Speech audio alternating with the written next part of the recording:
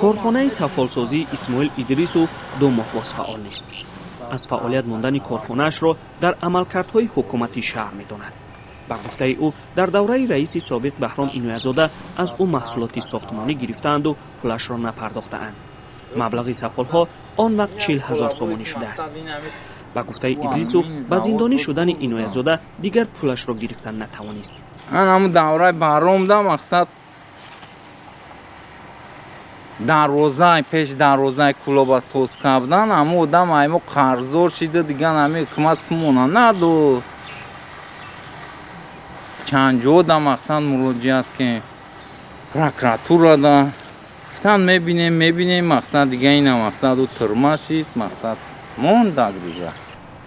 барои фаъол нигоҳ доштани корхона исмоил аз бонк қарз гирифтааст. аз ҳисоби ин пул то 2 моҳи пеш истеҳсоли сафолро идома додааст.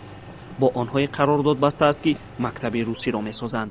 ҳоло даъво дорад ки аз бинокорони инҷо ҳам 3000 сомониашро гирифта наметавонад. ба як шатаҷанг мақсад гирифтем ягон 350 квадратча гирифтем.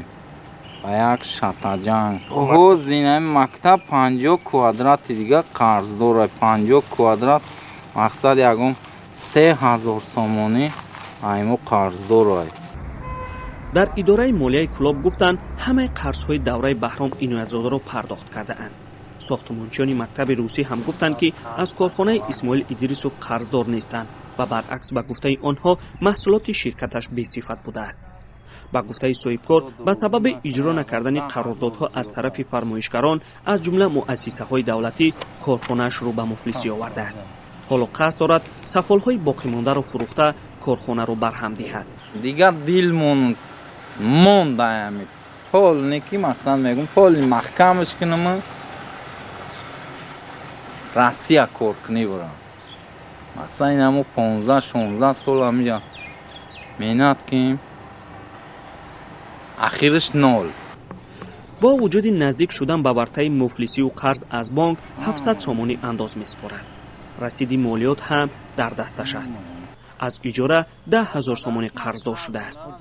дар тоҷикистон садҳо соҳибкор мисли исмоил идрисов ҳастанд ки ба сабаби ҳамин гуна мушкилоти расмиёт ё муфлис шудаанд ё безор шуда корро баҳс кардаанд. маҳмудҷон раҳматзода, озодӣ, пуло.